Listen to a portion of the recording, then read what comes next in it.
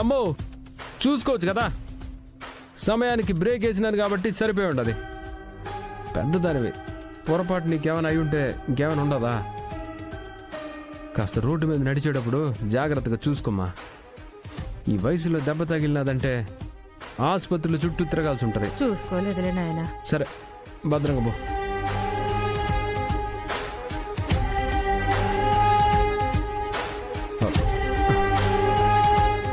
పాప ఎడకపోయి ఉండదు.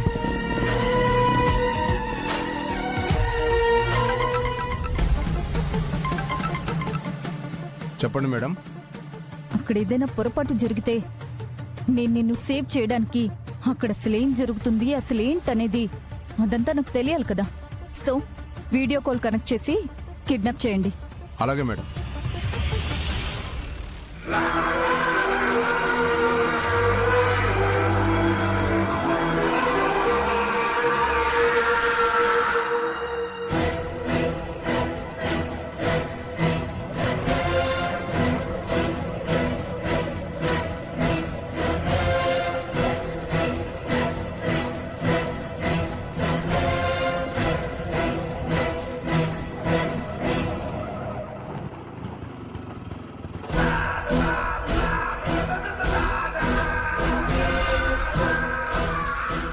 ఏయ్, ఎవరా మీరు?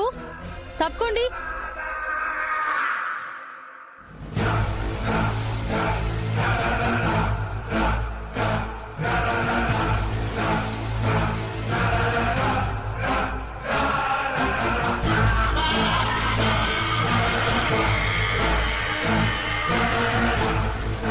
నువ్వా? కన్నులు తిన్నో స్టేషన్కి వెళ్ళావు, అయినా నీకు ఇంకా బుద్ధి రాలేదా? మర్యాదగా వెళ్ళండి ఇక్కడి నుంచి. ఈసారి వెళ్ళడానికి కాదు పాప, నిన్ను ఎత్తుకుపోవడానికి వచ్చాం.